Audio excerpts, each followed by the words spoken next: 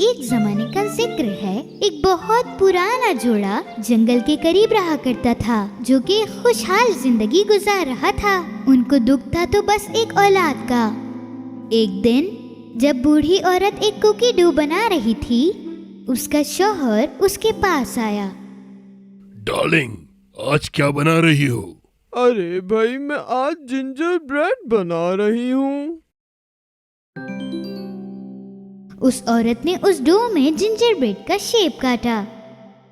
उसे ओवन में रखकर वो जिंजर ब्रेड के बनने का इंतजार करने लगी। पूरे घर में उस जिंजर ब्रेड की खुशबू आने लगी। उसने ओवन ग्लव्स पहने और उसे बाहर निकाला और अब उसे सजाने का वक्त था। उसने उसकी आंखें किशमिश से बनाई और उसकी नाक बंटी से, और उसके बाद उसने कुछ क्रीम यूज करी उसके बाल और कपड़े बनाने के लिए, और आखिर में उसने ली चेरी ताकि वो बटन्स बना सके। उसने एक दफा फिर उसको देखा और बोला, अरे मेरी जिंजर ब्रेड कितनी अच्छी दिख रही है, पर मुझे लगता है कि कुछ दाना रह गया है। बूढ़ी औरत ने उसे एक दफा फिर देखा। ओह, इसका मुंह, मैं इसका मुंह बनाना भूल गई हूँ। उसने जिंजर ब्रेड का मुंह क्रीम से बनाया। ओह, अब मेरी जिंजर ब्रेड बिल्कुल तैयार हो चुकी है। और उसी वक्त कुछ नाकाबिले यकीन सा हुआ। शुक्रिया। तुम बात कैसे कर रहे हो? जिंजर ब्रेड मैन जल्दी से खड़ा हुआ और बोला, हाँ, मैं तो भाग भी सकता हूँ। जिंजर ब्रेड मैन टेबल से नीचे उतरा चेयर पर, चेयर से जमीन पर और जमीन से गार्डन की तरफ निकल पड़ा। वापस आओ, वापस आओ। बूढ़ी औरत चिल्लाई और वो जिंजर ब्रेड के पीछे भागना शुरू हो गई। भागो भागो, मुझे कोई नहीं पकड़ सकता, मैं एक जिंजर ब्रेड मैन हूँ। बूढ़ी औरत अपने घर से बाहर निकली और जिंजर ब्रेड का पीछा करने लगी। बूढ़ी औरत के शौहर ने देखा कि उसकी बीवी भाग रही है, तो उसने पीछे से आवाज दी, अरे तुम कहाँ भाग रही हो? बूढ़ी औरत ने अपने शौहर को जवाब दिया कि मेरी जिंजर ब्रेड भाग गई है, मैं उसे पकड़ने की कोशिश कर रही हूँ। शौहर ये देखकर बहुत हैरान हुआ कि जिंजर ब्रेड चल रहा है और मेरी बीवी उसके पीछे भाग रही है। थोड़ी देर चलने के बाद जिंजर ब्रेड मैन एक रैंच के पास आया।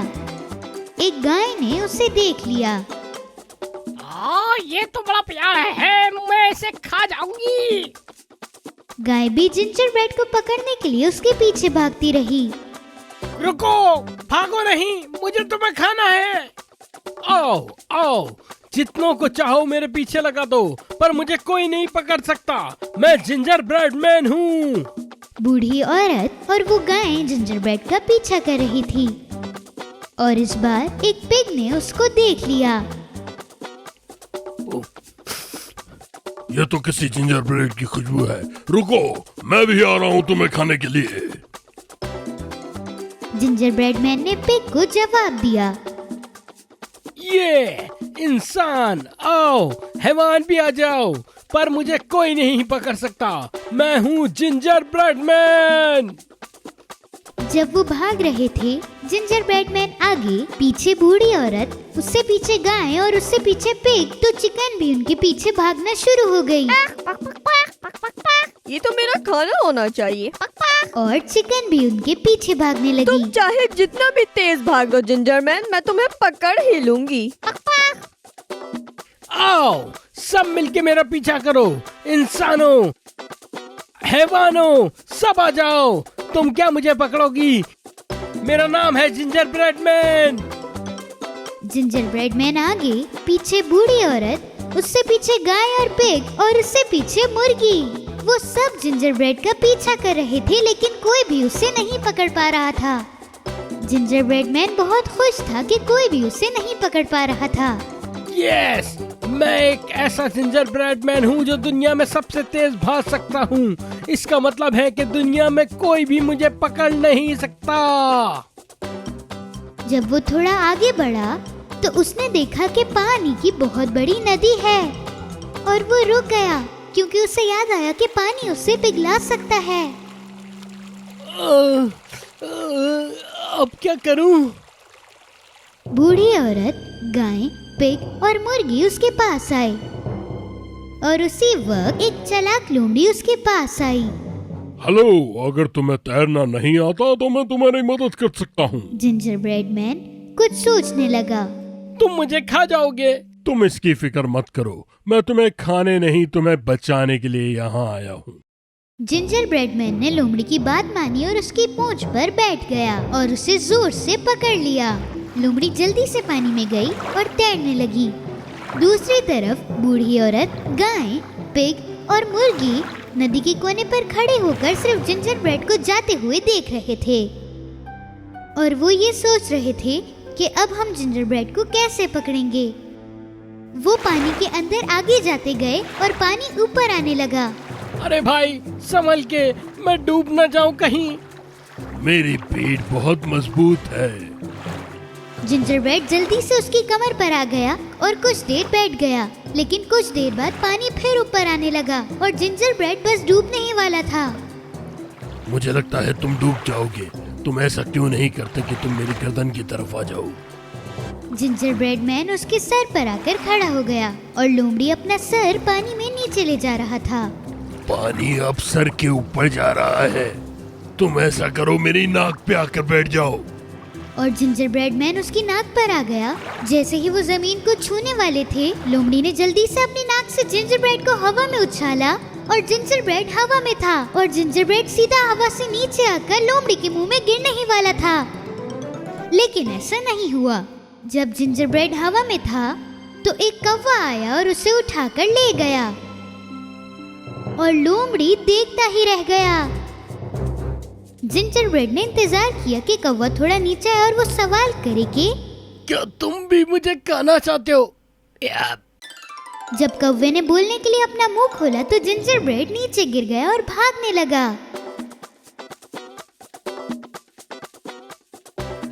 भागो भागो भागो, इंसान, जानवर, परिंदे, हर किसी ने कोशिश कर ली लेकिन कोई भी मुझे पकड़ नहीं पाया। मैं हूँ असली ginger man. Ginger bread man भागता रहा और रुका नहीं।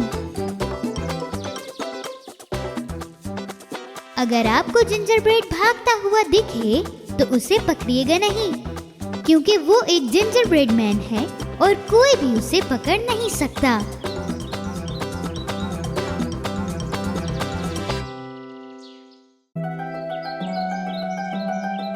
एक जमाने का जिक्र है, यहाँ से बहुत दूर 3 छोटे छोटे लोग रहा करते थे।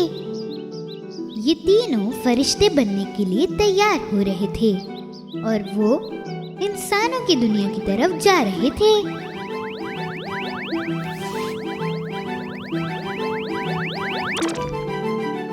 अब इंतजार किस बात का है दोस्तों, चलो। मैं तो बड़ा एक्साइटेड हूँ कि हम आखिरकार कामयाब हो गए। मैं चाहती हूँ कि हर कोई खुश रहे। अगर हमें इंसानों को खुश रखना है तो हमें अपना दिल साफ और अच्छा रखना होगा। एक बहुत पुराने घर में एक बूढ़े अंकल रहा करते थे।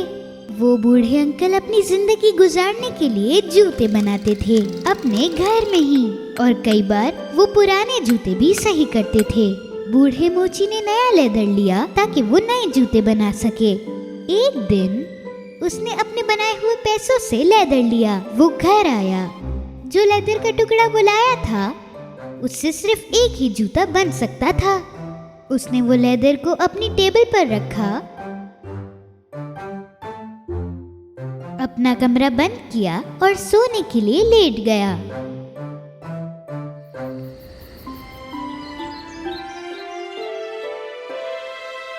सुबह के वक्त मोची जाग गया। अपने बेड पर बैठकर वो वर्जिश करने लगा। उसके दिमाग में नए नए आइडियाज आने लगे और हमेशा की सुबह की तरह उसने अपना नाश्ता खत्म किया जो कि उसकी बीवी ने बनाया था। अरे शुक्रिया मेरी बेगम, इतने अच्छे नाश्ते के लिए। आज मुझे बेहद अच्छा जूता बनाना है। कल रात तुमने जूते बनाए थे। क्या तुम मेरे लिए भी बना दोगे? वो ये सुनकर बहुत हैरान हुआ, क्योंकि रात को कोई उसने जूता बनाया ही नहीं था। वो जल्दी से उठा और अपनी वर्कशॉप की तरफ निकला और उसकी बीवी उसके पीछे। जैसे ही उसने दरवाजा खोला तो उसने देखा जो लेदर का टुकड़ा उसने रात को रखा था वो वहाँ पर नहीं है, बल्कि उसकी जगह एक जूतों का पेयर है। उस बूढ़े मोची की आंखें खुली की खुली रह गईं। ये जूता मैंने कब बनाया?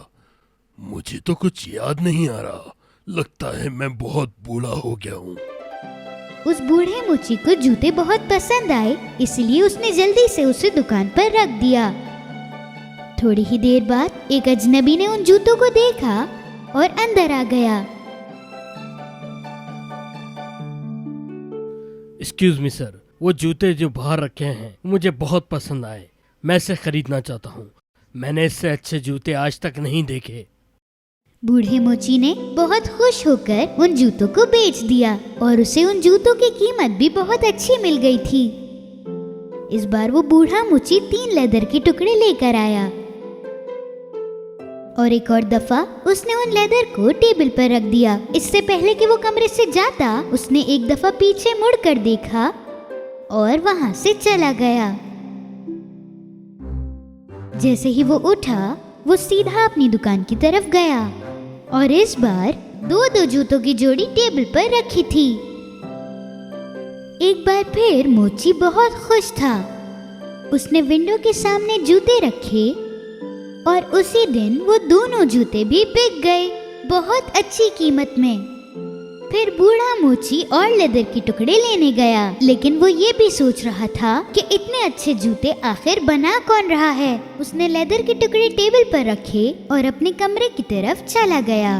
सुबह के वक्त उसे बहुत सारे जूतों की जोड़ी दिखी। बूढ़े मोची ने सारे जूते एक ही दिन में बेच दिए।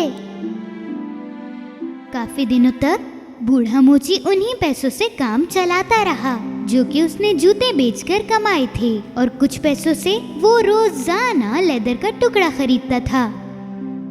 लेकिन बूढ़ा मोची अभी भी यही जानना चाहता था कि ये जूते आखिर बना कौन रहा है। और एक रात उसने सोचा कि वो अपनी दुकान की अलमारी के अंदर छुप जाएगा और देखेगा कि ये जूते आखिर बना कौन रहा है। आज तो मैं इन जूते बनाने वालों को देखकर ही रहूंगा। जब आधी रात हो चुकी थी तो दुकान की खिड़की खुली और वो तीनों छोटे लोग अंदर आए। उनमें से एक ने गलती से फ्लावर पॉट नीचे गिरा दिया। ये आवाज सुनकर बूढ़े मोची ने जल्दी से अलमारी खोली। तुम्हें मैंने समझाया भी था कि शोर मत करना। जब बूढ़े आदमी ने थोड़ा सा दरवाजा खोला हुआ था, उसे अपनी आंखों पर यकीन नहीं हो रहा था। उसने अपनी आंखें मसली और दोबारा देखा और उसने देखा कि 3 छोटे लोग टेबल पर जूते बना रहे थे। एक लेदर को काट रहा था, दूसरा सी रहा था और तीसरा उसको चिपका रहा था।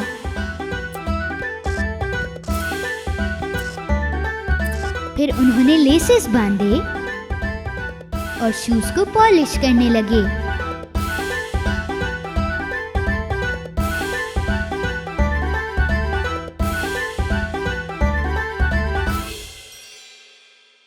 वो तीनों बहुत तेज काम कर रहे थे कि एक आंख झपकने पर ही उनकी एक जूतों की जोड़ी तैयार हो जाती थी। कितने प्यारे लग रही है ये। चलो यहाँ से चलते हैं, इससे पहले कि कोई उठ जाए। वो तीनों वैसे ही चले गए जैसे वो आए थे, खेलते हंसते गाते। बूढ़ा मोची जल्दी से बाहर निकला और अपनी बीवी के पास गया और उसे सब बताया जो कुछ हुआ। और यकीनन उसकी बीवी को ये सब सुनकर यकीन नहीं हुआ। लेकिन जब उसने बहुत सारे जूते टेबल पर देखे तो उसे यकीन हो गया कि उसका शौहर एक रात में ये सब नहीं कर सकता। उन्होंने उन तीनों को शुक्रिया अदा करने का फैसला किया और अगले ही दिन उस बूढ़े मोची की बीवी ने खाने तैयार किए।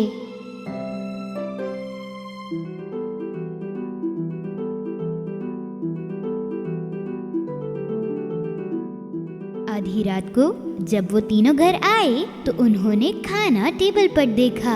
ये खाना देख रहे हो तुम लोग? ऐसा लग रहा है हमारे लिए बनाया है।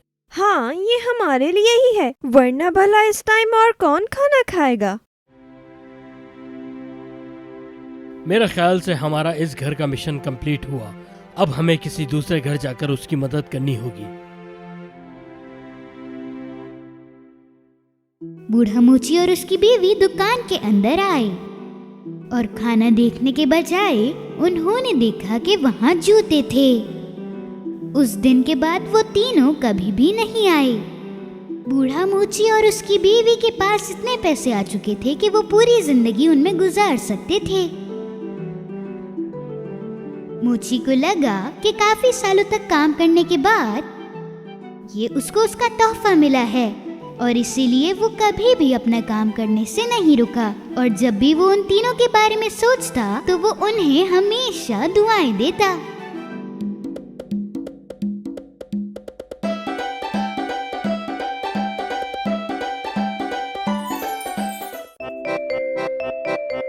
वो नए साल की शाम थी और चारों तरफ बर्फ गिर रही थी। सब लोगों के घर बहुत खूबसूरती से सजे हुए थे। रंग बिरंगी चमकती हुई सजावट और जगमगाती रोशनी से भरा एक बड़ा सा क्रिसमस ट्री। अचानक दरवाजे पे किसी के खटखटाने की आवाज आई। क्लेरा, जो घर में सबसे छोटी थी, दरवाजे की तरफ बड़ी ही खुशी से जाने लगी और उसने दरवाजा खोला। उसके अंकल अपने साथ बहुत सारे तोहफे लेकर आए थे। जब क्लेरा ने इतने सारे तोहफे देखे तो वो बहुत खुश हुई।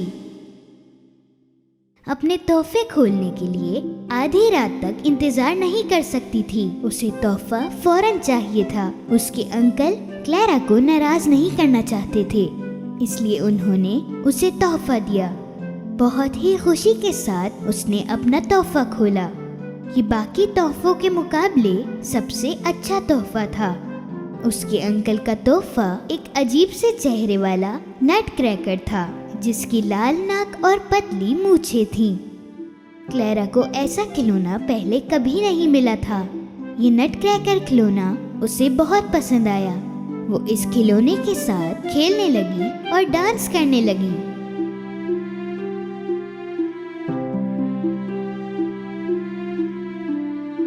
क्लेरा के नटखट भाई को अपना तोहफा पसंद नहीं आया और उसने उसे फेंक दिया। उसे क्लेरा का नट क्रैकर ज्यादा पसंद आया, इसलिए वो उसे क्लेरा से लेने की कोशिश करता रहा। ये मुझे चाहिए। नहीं नहीं, ये मेरा है। आखिरकार उसका भाई उसके हाथ से वो नट क्रैकर उठा के चला गया। सुनो फ्रिट्स, मेरा खिलौना मुझे वापस कर दो। जाके अपने खिलौने से खेलो। मुझे वो चूहा बिल्कुल पसंद नहीं। ये नट क्रैकर मेरा है। प्लीज फ्रिट्स, मेरा नट क्रैकर मुझे वापस कर दो। ये लो। जब क्लेरा अपना खिलौना उठाने के लिए उसके करीब गई, उसने देखा कि उसका एक हाथ जमीन पर टूटकर गिरा हुआ था। क्लेरा बहुत ही उदास हो गई और रोने लगी।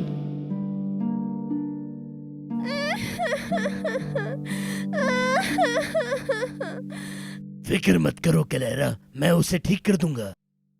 आधी रात गुजर चुकी थी। नए साल का जश्न खत्म हो गया था और सारे बच्चों की तरह क्लेरा भी बहुत थक गई थी और वो सो गई। पर वो नट क्रैकर के बारे में बार बार सोचे जा रही थी।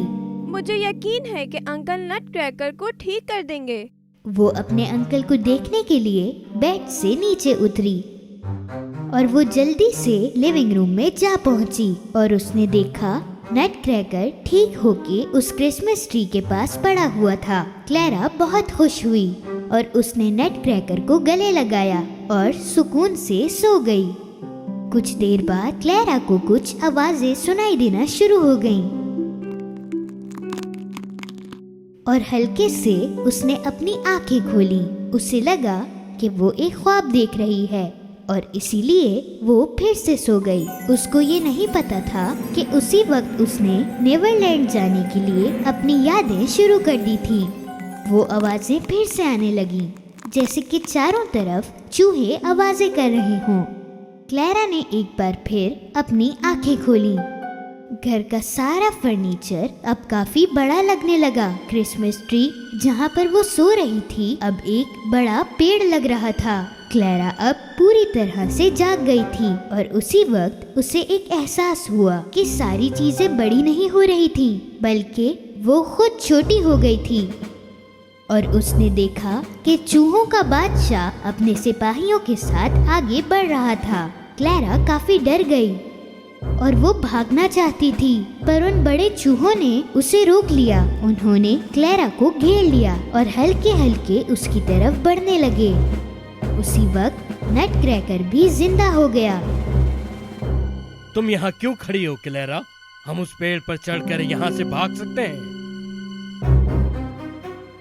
क्लैरा और नटक्रैकर ऊपर चढ़ गए और ऊपर वाली मंजिल पर कूदकर चढ़ गए।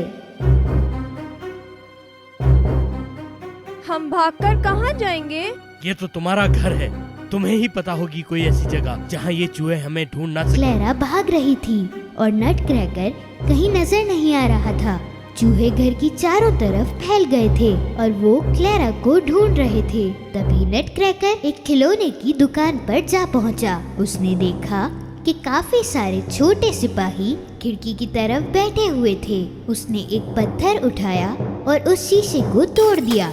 सिपाहियों, तुम यहाँ कर क्या रहे हो? मेरी दोस्त क्लैरा मुसीबत में है। चूहों का राजा अपनी फौज के साथ उसे पकड़ने की कोशिश कर रहा है। अचानक वो सारे सिपाही जिंदा हो गए और खिड़की के बाहर कूदकर नटक्रैकर के पीछे भागने लगे।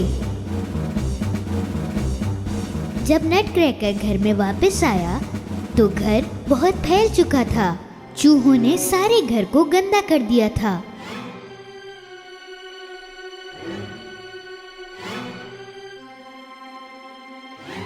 नटक्रैकर और उसके सिपाहियों ने अपनी तलवारें निकाली और चूहों के राजा और उनके सिपाहियों के साथ लड़ने लगे। वहाँ सिपाहियों से ज्यादा चूहे मौजूद थे। काफी सिपाही मर गए। नटक्रैकर की हालत खराब थी, उसे भी काफी चोटें आई थी। क्लैरा जहाँ छुपी हुई थी वहाँ से बाहर आ गई। उसे लगा उसे कुछ करना चाहिए, पर वो इतनी छोटी थी कि उसे लगा कुछ भी करना मुमकिन नहीं होगा। चूहों का राजा नटक्रैकर के पास गया और उसने तलवार नटक्रैकर के चेहरे के करीब बढ़ाई। क्लैरा पीछे से चिल्लाई और उसने अपना जूता चूहों के राजा की तरफ फेंका। तुम गंदे चूहे! जूता उड़कर चूहों के बादशाह के सर पे जा लगा। चूहों का बादशाह जमीन पर बेहोश होकर गिर पड़ा। अपने बादशाह को जमीन पर पड़ा देख बाकी चूहे जान गए कि हम ये जंग हार चुके हैं और इसलिए वो सारे चूहे अपने बादशाह को लेकर घर से बाहर चले गए। क्लैरा नटक्रैकर के पास जा पहुंची। वो बेहोश जमीन पर पड़ा हुआ था। क्लैरा अपने घुटनों पर बैठकर रोने लगी।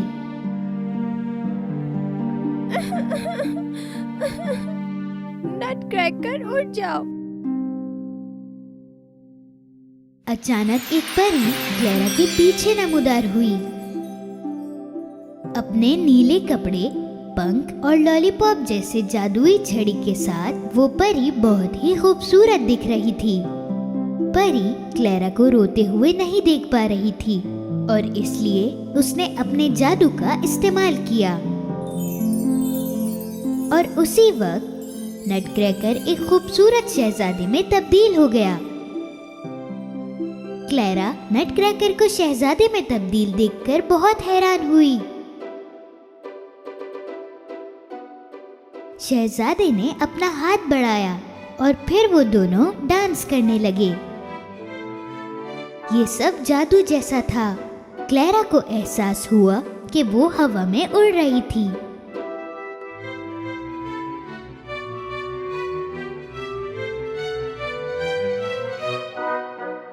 और वहाँ नमूदार हुई कैंडी परी। काफी सारी बाकी परियां भी वहाँ मौजूद थी। वो परियां क्लैरा और शहजादे को कैंडीलैंड ले गईं।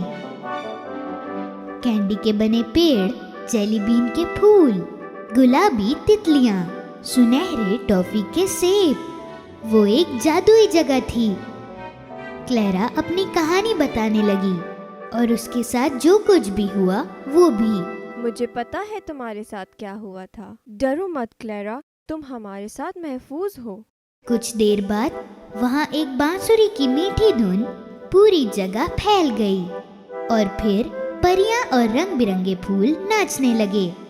कुछ देर बाद नटक्रैकर और क्लैरा भी डांस करने लगे। चारों तरफ नाचते हुए रंग बिरंगी पेड़, लॉलीपॉप्स और कैंडीज। क्लैरा और शहजादी को अचानक ये एहसास हुआ कि वो स्टेज पर हैं। जब बांसुरी की वो धुन खत्म हो गई, क्लैरा ने आसपास देखा।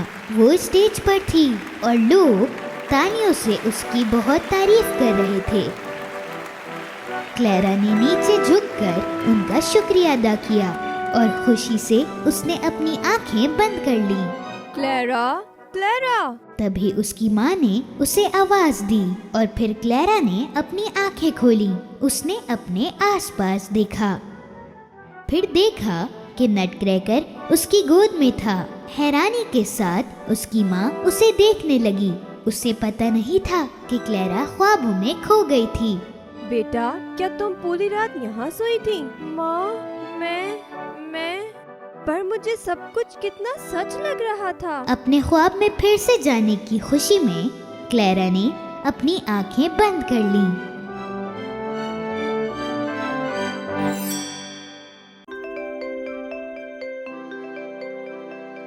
नए साल की शाम पर लोग यहाँ वहाँ घूमकर नए साल मनाने की कोशिश कर रहे थे। डरावने बूढ़े और अजीब से दिखने वाले अंकल स्क्रूज अपने ऑफिस की खिड़की से बाहर देख रहे थे। क्या बकवास है, इतनी ठंड में लोग बाहर घूम रहे हैं। मुझे तो इस नए साल से नफरत है।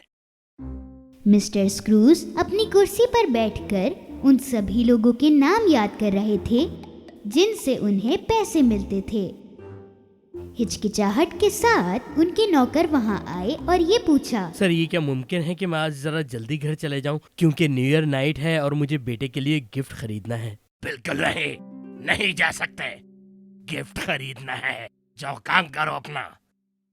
आखिरी टाइम पे याद आता है, पहले क्यों नहीं खरीदा?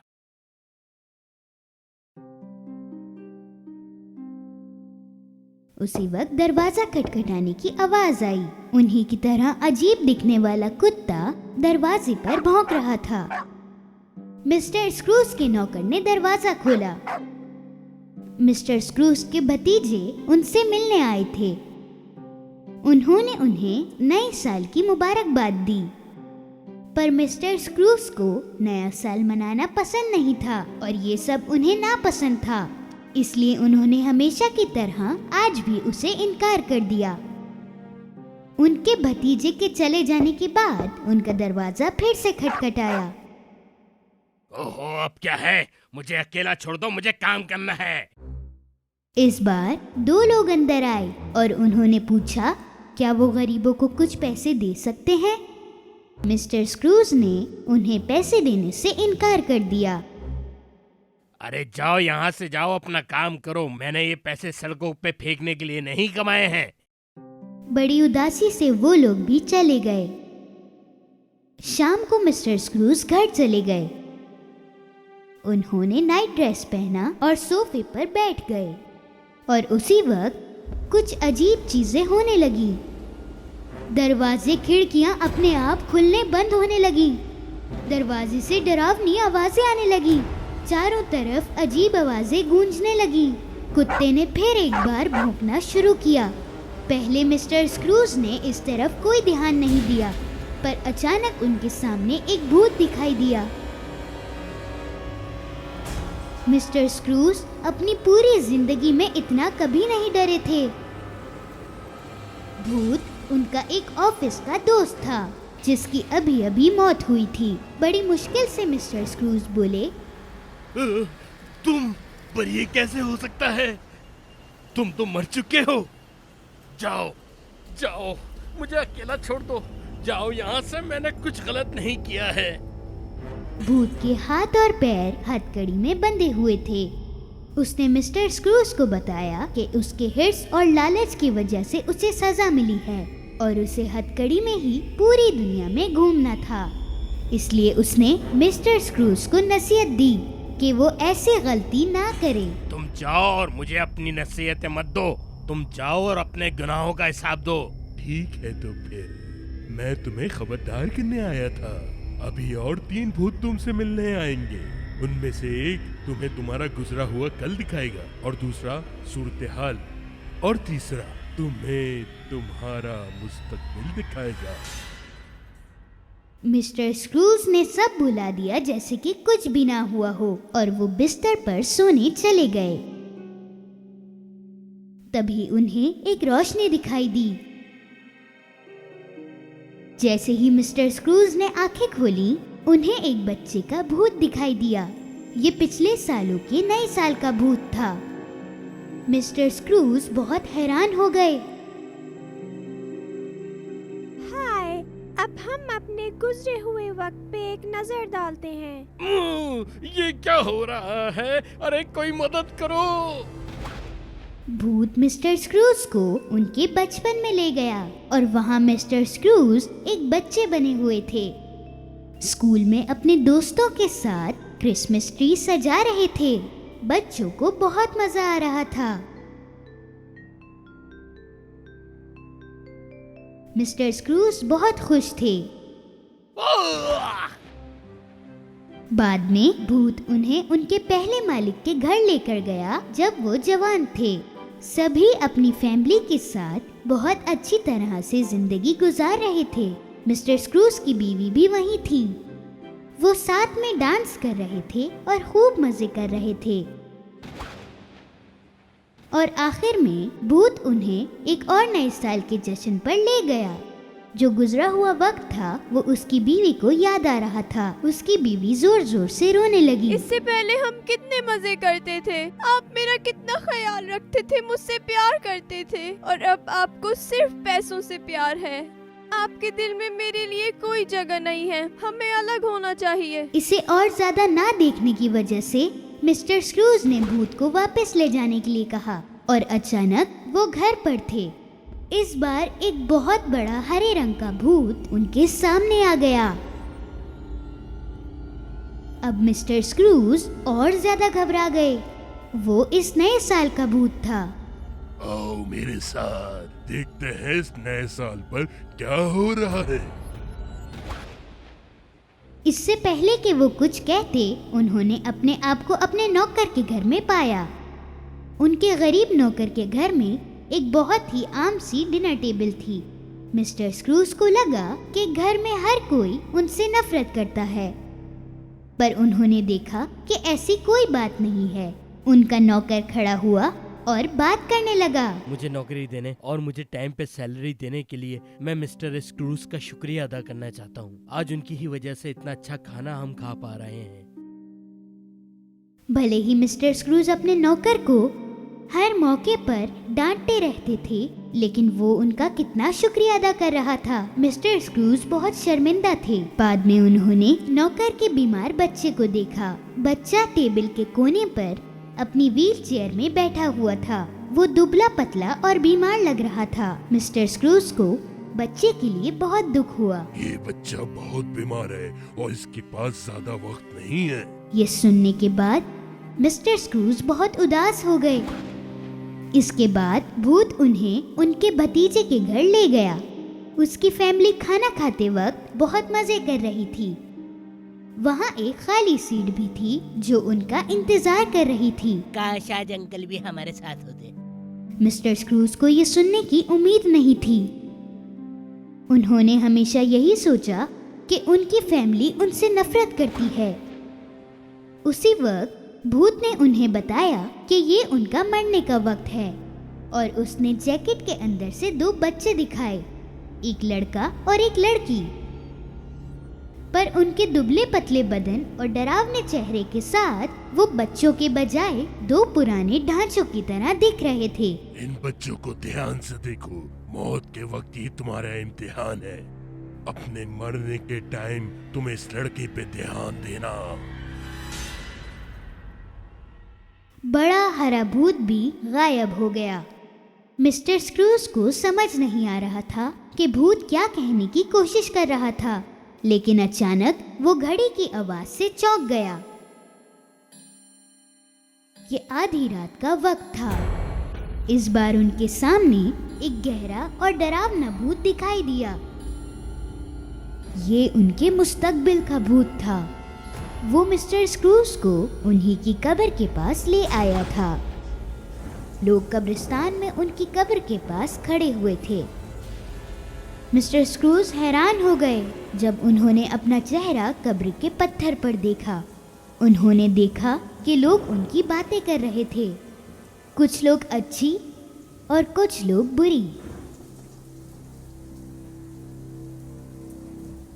उस वक्त मिस्टर स्क्रूज ने महसूस किया कि सालों से वो दिन ब दिन बुरे इंसान बनते जा रहे थे और उन्हें कोई पसंद नहीं करता था। जिनसे उनको पैसे आने थे वो उनकी मौत से खुश थे।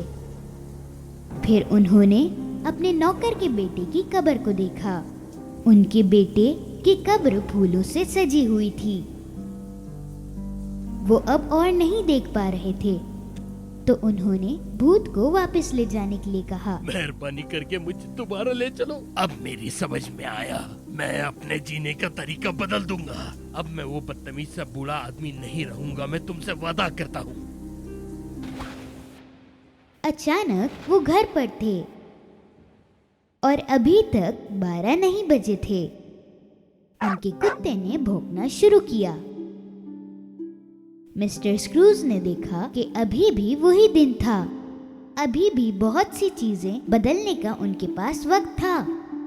बड़ी खुशी के साथ वो बाहर निकल गए। सबसे पहले वो कसाई के पास गए। उन्होंने एक बड़ी सी मुर्गी खरीदी और उसे अपने नौकर के घर ले जाने को कहा। फिर उन्होंने एक खिलौना खरीदा और अपने नौकर के घर ले जाने को कहा। फिर भागकर वो भाई के घर पहुंचे। वहां रात के खाने में शामिल हो गए, जिसके लिए भतीजे ने दुआ की थी। उस रात सब ने मिलकर नए साल का जश्न मनाया। उसके बाद उन्होंने ये वादा किया कि उनके नौकर के बेटे का वो इलाज करवाएंगे। उनके साथ उन्होंने सगे बेटे जैसा सलूक किया। उन्होंने गरीबों की मदद की। वो लोगों के साथ बेहतर बन गए, सबके साथ प्यार से पेश आने लगे। वो अब घमंडी और पत्थर दिल नहीं रहे थे और ना कभी वैसा होने वाले थे।